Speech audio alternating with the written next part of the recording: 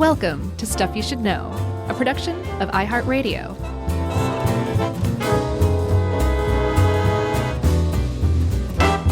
Hey, and welcome to the podcast. I'm Josh, and there's Chuck, and Jerry's here too. So this is an old-fashioned rootin' tootin' episode of Stuff You Should Know, and about something we need to talk about, Chuck. Okay? Okay. You remember back in the 2009, 10, 11 era when death was all the rage? People were having death cafes and creating living wills, and it was just a big thing that everybody talked about. When was this? 2009 to 2000, maybe 11. I don't remember that, but I'll take your word for it. It was a real thing, for sure, unless I've just completely lost my marbles and I just made up a whole era of American culture. I don't think I did. But that has died itself. It's gone back to, death has gone back to being a bit of a taboo topic, an uncomfortable topic, at least here in the United States. I didn't know that either. It's true. Okay. I guess I'm just speaking for myself anecdotally. Oh, okay. That makes a lot more sense. So, okay, well, let's just cut to the chase here. There's this concept of a good death. Yeah. Right? And you can probably fill in a lot of the blanks of what that means or what it means to you at least. But there's actually some components to it that studies have found kind of bubble up to the top that most people can agree this makes a good death. There are things like getting to say goodbye to friends and family, having those people at your side if you want. So a certain amount of control over the dying process is something. Okay. Being pain-free, not suffering. Sure. Being in an environment and having a chance to kind of come to terms with the fact you're about to expire. Those are some of the top things that people say, this to me is a good death. And not coincidentally, those are the kind of things that hospices, which we're about to talk about today, are intended to provide. That's the service they provide, is to give you, the individual, a good death. And it's not something that's relegated to the rich. It's not something that's relegated to the educated. It's for everybody. Everybody deserves to have a good death, and that's pretty much the motto of hospice. And in fact, I ran across one motto. It said, if you can't add more days to life, add more life to days. That's great. It sounds a little too corporate slogan-y, but I like the sentiment. Yeah, there's a mascot, Louis the dead guy, Right? Oh man, who's always saying that slogan. Don't. And he did a partnership with Home Depot for some reason recently. Oh boy. Well, that explains the orange bed sheets and things. Right. All right. So that's probably the last semi-joke we're going to make. You'll have to forgive us for that. We did a whole episode on dying, and I don't even know if we made one joke in that one. So sure we did. You think? Yes, I absolutely think. All right. Well, we'll pair that with this one, and because we got a lot of great feedback on the dying episode and how that kind of helped people out. So yeah, maybe this will do the same. We should probably go back in time a bit and explain the history of hospice, because it is very recent. If you look at sort of the timeline of people in the world dying, hospice has only been around since the 60s or 70s in the form that we know it. Because previous to that, for all of time, basically, medicine was hey, we're here to cure people.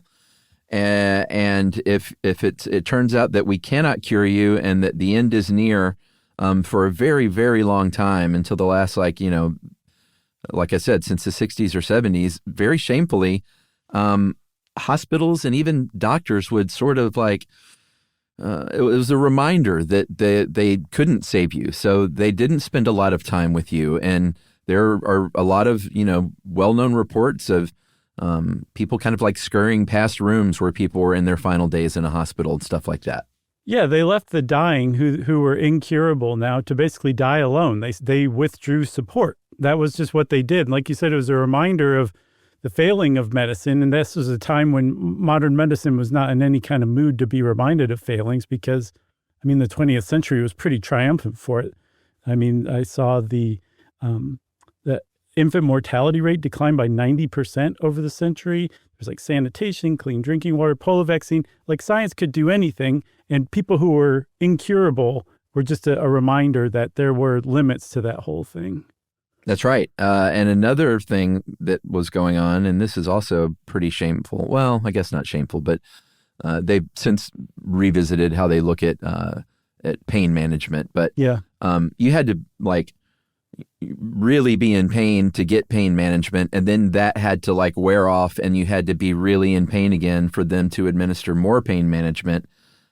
They were worried about opioid addiction and stuff like that, but these days it's definitely more like, hey, we're not worried about you getting addicted to opioids in the final possibly days of your life. We just want to make you feel okay. Yeah, that's definitely the hospice philosophy, is you don't have to wait until one painkiller wears off to get another dose. You can, stay comfortable. That's the point, is to make the person comfortable.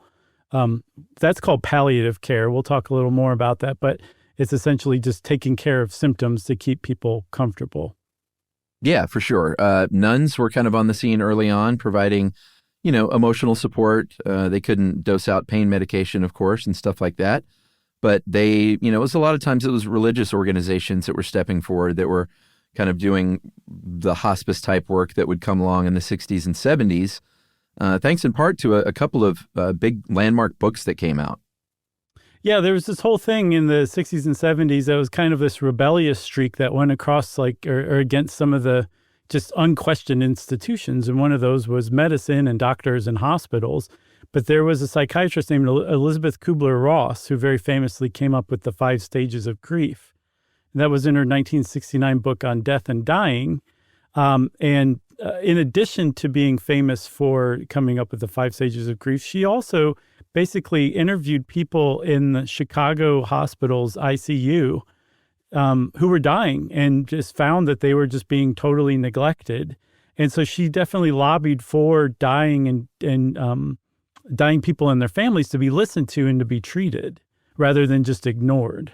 Yeah, we talked about her and that book in our dying episode. I don't think we talked about The Denial of Death from 1973, but that was from an anthropologist named Ernest Becker.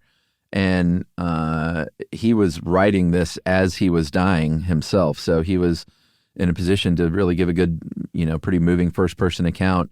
And he talked about sort of, a good death and accepting the inevitability and stuff like that.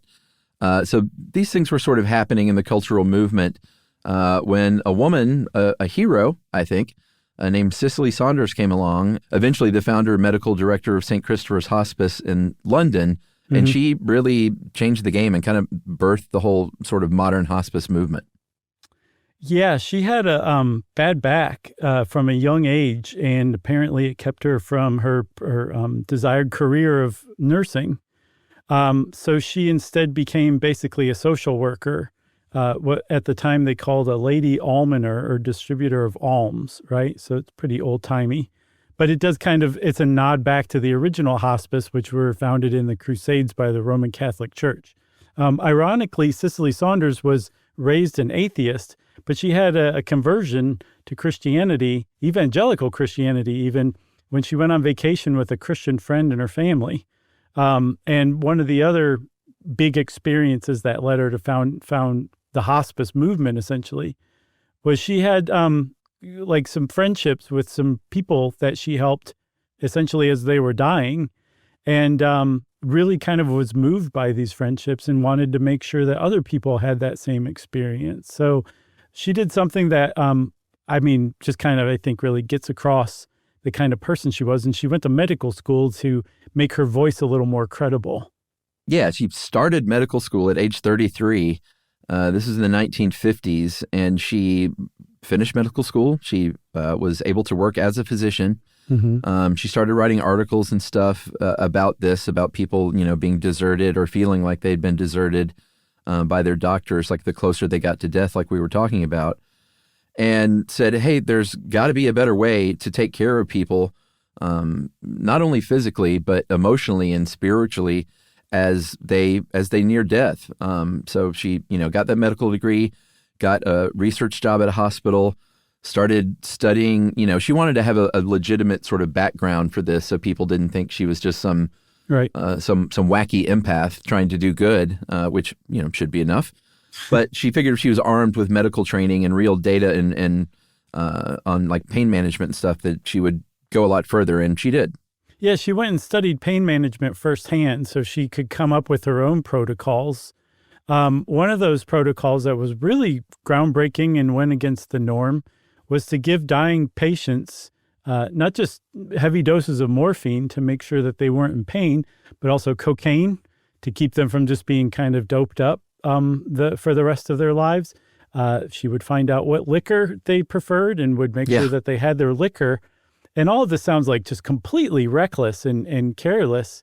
But she had before and after pictures of these people, terminal cancer patients who, in the before pictures, before they had been treated with her new protocol of pain management, and I guess mood management too, if you think about it, they did not look very good. They looked like terminal cancer patients. And afterward, they were sitting up in bed, perked up. Some had taken up hobbies like knitting. And she would show these before and after pictures when she went around the world speaking on behalf of Hospice as she was trying to found it. And like she would get converts at every talk she gave just from the before and after pictures alone. Yeah, it was pretty remarkable. This all culminated in 1967 when she founded St. Christopher's Hospice, like I mentioned earlier, in London. And kind of right off the bat, she said, all right, we have a new way to deal with pain management. We're going to get rid of visiting hours, and family can come and go when it's convenient for them. And we're going to not talk about just, physical pain. We're going to talk about what I call total pain, or what she called that. Like we mentioned, emotional support, social support, spiritual suffering that happens with people. And one of the people that she worked a lot with was a nurse in the U.S. named Florence Wald, who ended up doing the same thing in the U.S. She said, I think we need this over here. She started up the very first hospice in Branford, Connecticut in the United States. And that was 6 years later after the one in London in 1973. Yeah, that first American hospice, they tried a few names out before they settled on the final one, Hospice R Us, McDying. And then they just kind of went with the straight name. Wow. All right. So, so hospice, that spread pretty quickly. I think you said St. Christopher's opened up in 1967, and the one in Branford opened up in 1973. That's pretty good traction to create a brand new idea in both the UK and the US and start spreading it around the world. And one of the things I think you said about St. Christopher's was, even though it was religious or at least spiritual, it was non-denominational. And that is a huge point about hospice that is lost on a lot of people. I think a lot of people associate it with religious groups still. And if you're not, say, Christian, you wouldn't really want to go to a Christian hospice. That is not at all the way that hospices work. And in fact, there's plenty of people who are atheists. They're humanists, and they just are like those empathic do-gooders that you were speaking about earlier. And none of these philosophies clash because they all come together to essentially say one of the big parts of dying is some sort of spirituality, or at least some sort of peace that we associate with spirituality. It doesn't matter how you get there. We're all just kind of coming together to make sure that everybody can experience that. It's a big misunderstanding of hospice sometimes. Yeah, for sure. In the U.S., it's usually, or at least at first, it was done at home. That was a difference from the early ones in the U.K. They were inpatient facilities. But in the U.S., it was sort of a budget issue at first because they couldn't get these facilities and pay for them. But I think they also realized that people wanted to die at home. And there was also this sort of long-running institutional distrust that Americans had.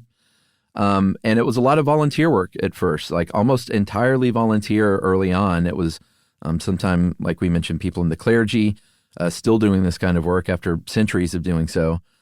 Doctors that were moonlighting that wanted to help out. And a movement was clearly growing. And it made government sit up and take notice when they realized that it was saving money on healthcare, because not only was the movement growing and people were just feeling better about it, but it was keeping people out of the hospital sort of off and on, off and on, off and on. And so much so that the U.S. government and the Reagan administration said, you know what, we should get this covered. And in 1982, the hospice Medicare benefit went through. which allowed people all of a sudden to be able to pay from staff run by professionals that were also paid, and get it covered through Medicare. Yeah, which opened up the door for people who wanted to help people during the final days or weeks of their life, but there wasn't a career associated with it. Now there was, so you could pursue that kind of medicine, end of life medicine. That's pretty cool that was a huge change. I suspect that the saving money had a lot to do with it, though. Yeah, that's usually the case. And the reason why, let's just spell it out explicitly, the reason why it saves money is because you're taking a patient off of a very expensive track, which is a lot of different medical procedures and treatments, and saying, you're not going to go for the curative treatment route anymore. We're going to take you out of this crazy, nutso medical world and put you in a much more peaceful, tranquil world where you can end your days as a happier person rather than feeling like a guinea pig being experimented on. And it's just much cheaper to do that too, as you can imagine. It feels like a good break point. Yay. Yay. All right. We'll come back and we'll talk about how the modern system works right after this.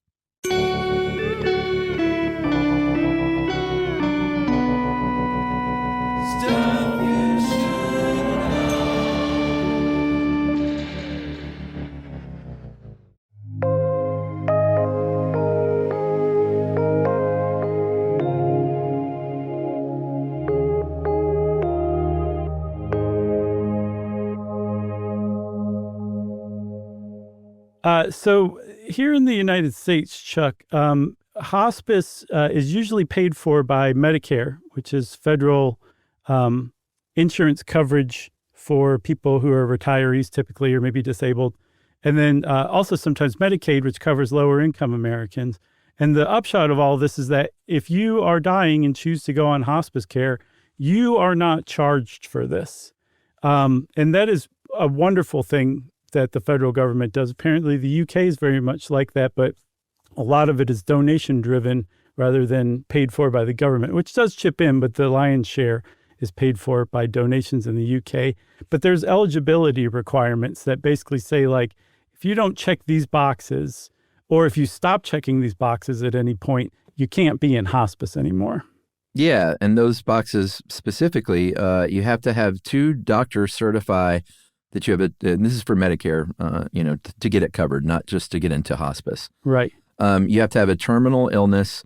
You have to have 6 months or less to live, and you cannot be going after curative treatments. And we'll talk about some, I don't even know if there are exceptions, but some things that some people might think are curative treatments and aren't curative treatments. That doesn't mean like, hey, don't ask for anything at all.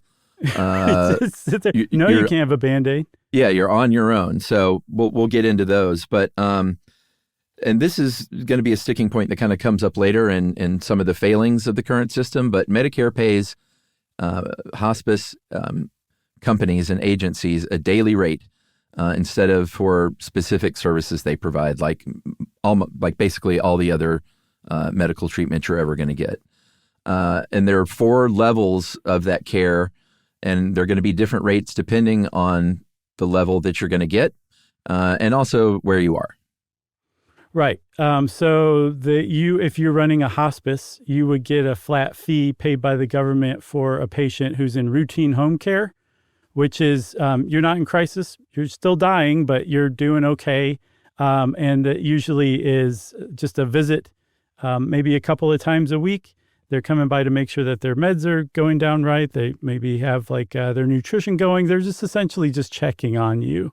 That's routine home care. There's also continuous home care, where if that patient slips into a crisis, like maybe they start vomiting uncontrollably, they start suffering uncontrollable pain that their meds aren't doing anything for anymore, changes in consciousness, all of a sudden now they have 24/7 hospice access at home. Yeah, there's a couple of more. There's inpatient respite care.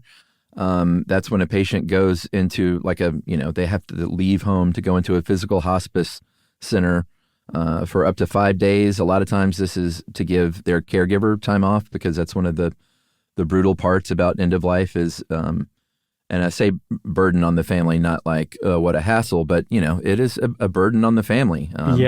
People have to, besides the emotional devastation they're going through, a lot of times have to rearrange their jobs and like even leave jobs sometime to do this kind of thing full time. So it can be quite a heavy burden on a family. Yeah, actually, Chuck, that's a, if you look up downsides of hospice, that's pretty much the number one issue with it, is that it transfers responsibility for caring for the dying patient from, say, like a hospital to their family.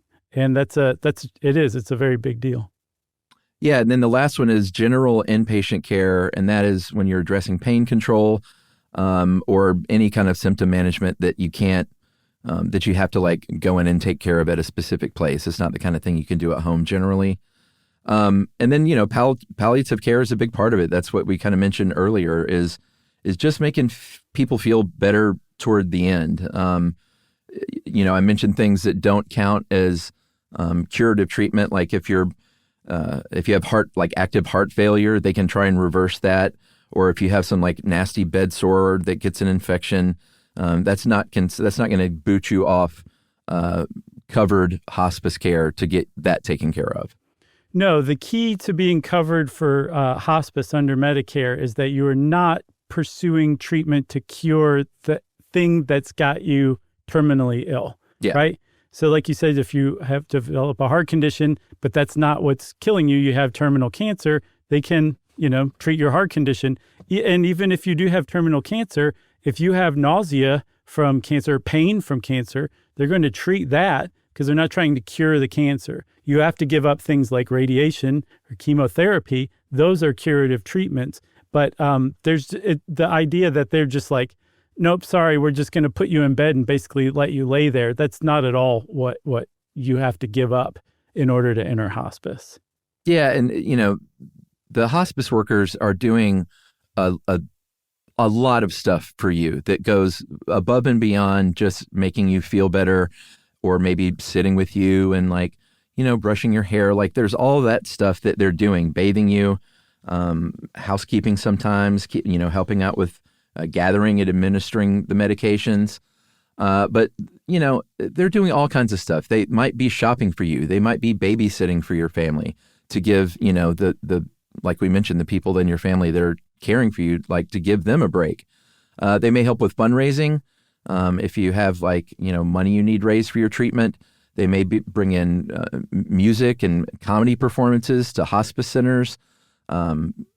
People that cut hair, like volunteers that'll come in and style somebody's hair even. I remember that was a big deal for Emily's grandmother near the end is, that she wanted her hair done and to look like she looked. And that stuff goes a long way to just putting people at ease, Oh, for sure. Another one that volunteers can do is take care of the person's pet to make sure that if the person is opting for in-home hospice, that their pet doesn't have to go live with somebody else because they can't care for it anymore. So you can go and feed somebody's pet, take them for a walk, change the litter box. And then something as simple as just sitting with somebody and watching TV with them is enough. And this is just a volunteering opportunity in the United States and the UK. Basically anywhere there's hospice, they would very much like you to volunteer to just basically be there. And just being a human being who can drive a car over to somebody's house is essentially the qualifications. That's basically all you need to do, and they'll tell you what to do from there. But no one would expect you to inject the person. As a matter of fact, you'd probably get in big trouble if you did inject the person with anything. You just need to be there. And in addition to just being there for the person, the patient, like you said, that gives the caregiver some time to just go take a shower, do something, just stop being a caregiver for a couple of hours too. Yeah. And, even though a lot of them are professionals, like most of them now, there's still quite a lot of volunteers that do this kind of thing. Mm-hmm. That Medicare law that I talked about in 1982 that stipulated that hospice facilities have at least 5% of the patient hours provided for by volunteers. So that's one of the reasons. And also just because there are people in the world, some people have maybe gone through this with a family member and then they want to give back. Some people are just wired this way as empaths to want to help people. And then sometimes it's people that are preparing for a career in healthcare. And, getting in a hospice and kind of going through the worst of the worst situations is, I imagine, pretty good preparation on dealing with any kind of patient. Yeah, and you would prepare for a career in that because hospices, like you said, they are professionally staffed, and not just with nurses, not just with hospice doctors, but social workers, bereavement counselors, some of those clergy, and just general aides who can come together and help with that that thing that Cicely Saunders started kind of seeing clearly, the total pain, where, if you have psychological pain, it's going to make your physical pain exacerbated and vice versa. And the worse off you are, the more hesitant people might be to come visit you because they feel hopeless or they're just freaked out or something like that. So now you have social pain. So if you have all these people coming together to treat the person's total pain, you have a much calmer, happier, again, good death. And those are called in the hospice industries interdisciplinary groups. And they form a team for each patient to figure out what to do for each of the patients to help them basically find peace and comfort and calm. Yeah. And this is it's a booming industry now in the United States. And we'll sort of get to the downsides of that in a little bit. But statistically, from 2,000 hospice centers in 2001 to about 5,700 today, 24, 25 years later, it's really grown a lot. Utilization grew by 32% between 2013 and 2022. There was a 25% increase in Medicare beneficiaries, obviously, as the boomer generation is aging. But that doesn't account for all of it, 25 compared to 32%. About half of people now in the United States enroll in a hospice before their death. If you have cancer, you're far more likely to do so, as well as being female and more educated and also older, which at first seemed like well, of course, but just so far as to say, if you're someone very tragically in your younger life that is stricken with something like this, you're far less likely to enroll in hospice. Yeah, and there's actually a lot of reasons why people don't enroll in hospice. A good majority of them just aren't really aware of it or don't understand it. And there's stigmas about hospice too. Like there's a whole idea that if you go into hospice, you're giving up on fighting for your life. You're giving up on living. And that's just absolutely not true. Like if you have a terminal illness and it's really no longer treatable, a good doctor will say, like, there's nothing more we can do for you. There's plenty of stuff we can do for you, but none of it is going to extend your life. It's going to make your last days pretty miserable. We recommend that you go into hospice and have like good last days. Hang out with your friends and family, like be peaceful. That's actually, as far as the American Society of Clinical Oncology is concerned, that's a sign that you've had good cancer care. That toward the end, in the last, few weeks, your cancer team says you've reached the, incurable stage. There's nothing we can do for you anymore, except let's put you into hospice. The problem is there are plenty of doctors out there who do see that as quitting, do see that as giving up, and are known to steer people into hospice too late, to where essentially they just spend like the last couple or few days in hospice and they don't have a chance to actually develop what again is referred to as a good death. Yeah, and there's even evidence that going trying to cure yourself and sort of ceasing that process and starting up with hospice can actually make people live longer. A lot of reasons. Maybe you're being monitored a little more closely. Maybe your symptoms are being managed a little better, and just everything that goes into the non-physical, sick and dying part that we've been talking about, the emotional part and everything else. Like if all of that is eased, studies show that you can make it a little bit longer. Yeah, that actually happened to Yumi's dad. He was in hospice and given I remember. Not very. Yeah, there was just a pretty raw time. He was given not much time to live at all. I think like days. And he didn't pass. And Yumi started to notice he was actually he was eating more. His mood was starting to improve. And she convinced the hospice doctor that he was not dying anymore. And one of the things that became really clear that being in hospice at home can do to improve your health is that you're getting better nutrition, You're getting good sleep. You're surrounded by people who don't have to come see you in the hospital setting during visiting hours. And all of those things are terribly managed in the hospital. So at home, you can just get better and better. And Yumi's dad eventually left hospice, was discharged alive, and went on to live for another 3 years. Man, I remember all that going down, and Jerry and I, all of us being like, oh man, this seems like it's it. And you were bringing reports, you were like, man, the darndest thing. Like, yeah. And then I think we all suspected it was just going to happen again right after that. And it was a few years. It was just, what a story. Yeah. I've never been more proud of anybody than I am of Yumi. She was the only one who saw, she saw it, and she had to convince everybody else, including me, that no, he's not dying. And she brought him back for sure. Yeah. So what a gift. It really was a gift. I'm very proud of her. All right. Shall we take another break? I think we should, man. All right. We'll be right back, and we're going to finish up with hospice right after this.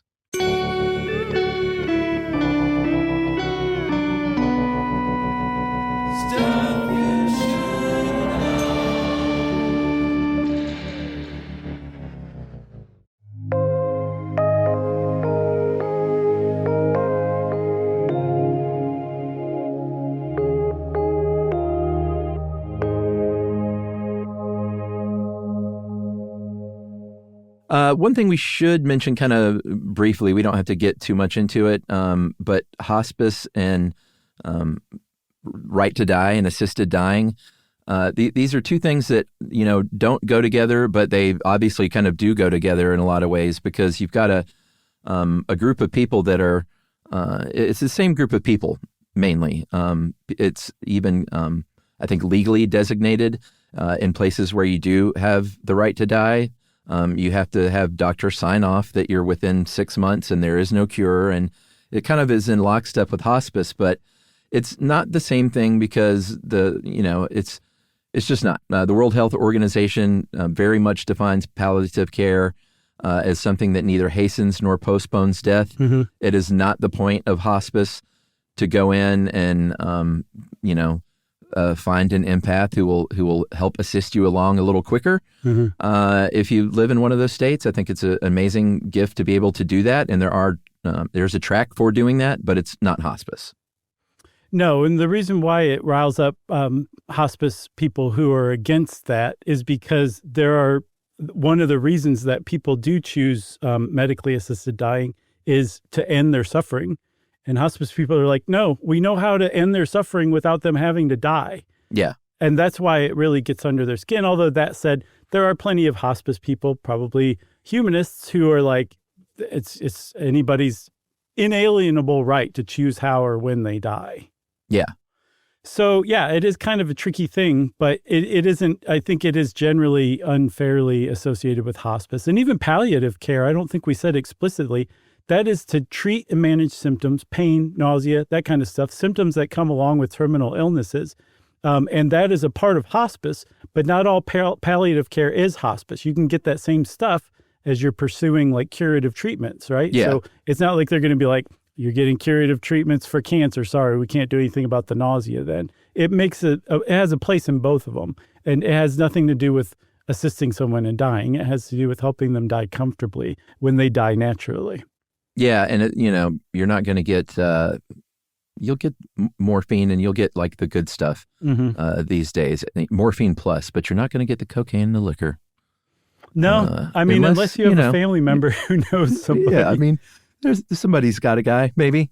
Yeah, or if you just have like a pretty empathic, like really empathic, like on the down low hospice worker, right.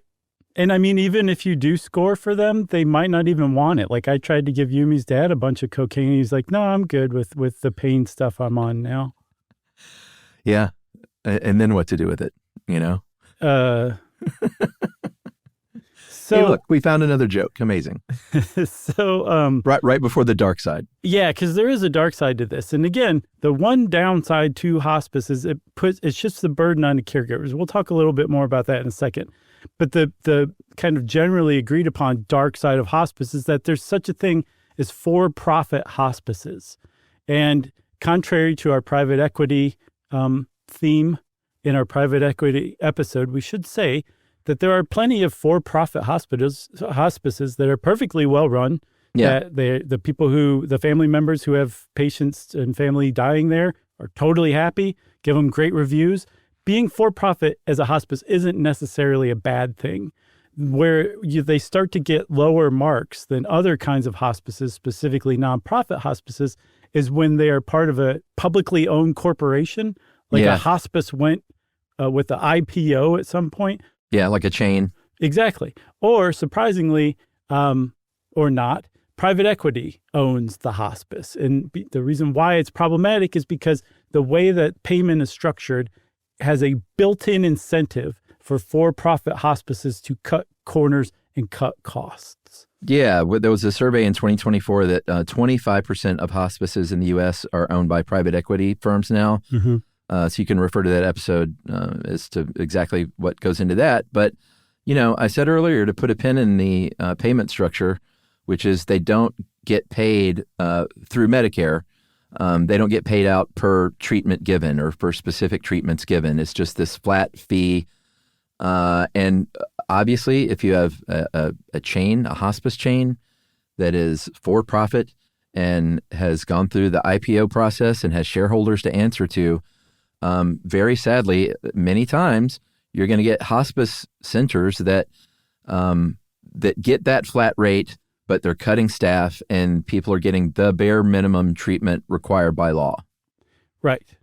And I saw there's a thing where it's supposedly federal regulations say that you have to visit an in-home hospice patient no less than twice a month. Yeah, just twice a month? Right. And then a lot of for-profit hospices just basically do that minimum. And most people agree, if you are in some sort of crisis, you're getting more visits. But if you're not in a crisis, you're getting fewer visits because they need to balance that out to cut costs, right? Or keep costs down. It turns out that's a myth. The federal government doesn't require 2 visits a month at minimum. The federal government doesn't have any requirements for how often or how little a hospice has to visit a patient at home. They have no requirements, or they're not enforcing anything? They don't have any requirements. And that's another problem, too. They don't enforce a lot of the rules that there are. And there's already a lot of rules that have loopholes. So this is a system that is just set up for abuse. Luckily, most of the people who run hospice companies, they're not in it to abuse the system. They're in it to help people. But there is a place for bad actors to milk the system, overcharge. Like apparently it's extremely complex, but there are ways that you can charge more than the flat rate per day. And I guess a study from, I think, 2021 in the Journal of Geriatric Care, I think, found that for-profit hospices tend to charge Medicare 34% more than nonprofit hospices. There's just a lot of stuff you can do to game the system. Yeah, and to be clear, hospice in general gets good marks from people.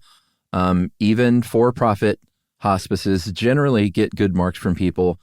But they've drilled down and they found the ones that get the lowest ratings for care are the ones that are publicly traded corporations and owned by private equity firms. So do your research, if you're getting into this, because there are all, like we said, there's 5,700 of them in the U.S.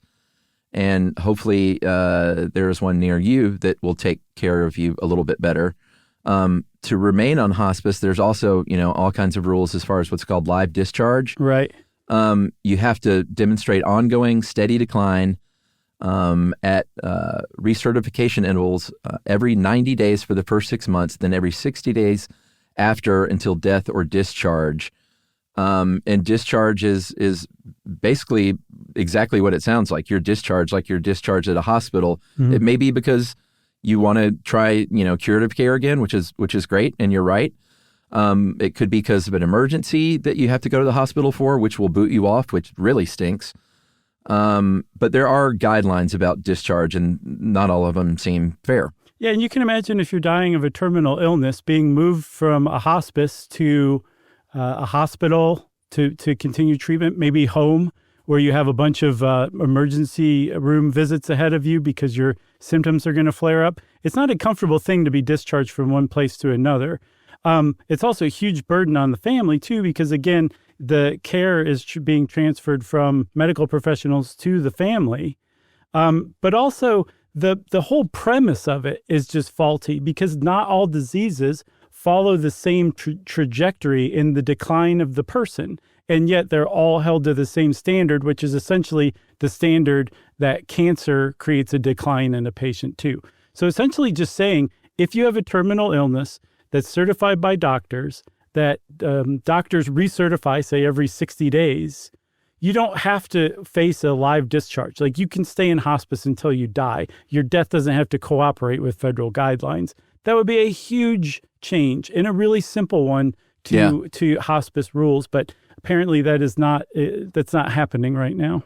Yeah, and even if, you aren't moved home, let's say you move to a different facility, because there definitely is a problem with, like, not having enough beds at different places, and the family can get ideally into a routine at least, and they kind of figure it out, and then with Emily's grandmother, it seemed like once everyone got into the routine and everything had kind of been figured out, then all of a sudden some change would happen, where Mary would have to go somewhere else, and then all of a sudden it's new visiting hours, it's in a different place, and everyone, and that's just on the family, of course. Just like you mentioned, the move for the patient is really burdensome. So there's still so much they can do, I think, to clean this whole system up, For sure. And even, Chuck, if they're not inpatient, just at home, hospice basically overlays this support structure for you, the hospice patient, in your home, right? So you have like medical equipment, you have medications that are like delivered to you at times. If you need a walker, you got a walker. Just all of this support. Like, you've got bereavement counselors dropping by, you have a social worker you're doing telehealth visits with. All that just stops. When you're discharged from hospice alive, they come and they take the medical equipment, they take your walker away. You stop getting your medications delivered to you. You might not even have those prescriptions any longer after that if they were prescribed by the hospice doctor. It's a really bad jam. And the other thing about it, too, that Medicare is often taken to task for is they don't really pay enough for in-home hospice. Like, that's the lowest pay rating, I guess, is in-home non-crisis hospice care. And that means that if you are trying to stay at home, you either have to have a bunch of family members who are willing to commit their lives to taking care of you in your final days, or you have to have a bunch of money to pay somebody to do that same thing. And if you don't, and you want to die at home, you're SOL, because you have nobody to take care of you at home, because there's not enough pay to pay people in hospice to come by, and not enough volunteers to take care of you, take care of your needs on a regular basis. Grandma Mary, former foremost general in the Stuff You Should Know Army, had a T-shirt that says, "You can take my walker when you pry it from my cold dead hands." That's all. I would love that, dude. Oh my God, that would be such a great T-shirt. We got to get that one up there. Can you imagine taking a walker from somebody? That's your job. Like, you're the person. You're like, yeah, go over to Grandma Mary's house and take her stuff. I know. It couldn't even be the person who also delivers it, because it's such a mean job that there has to just be one specialist who doesn't like anybody, who just goes around to houses and takes the medical equipment back. Yeah. Send Ronnie. You got anything else?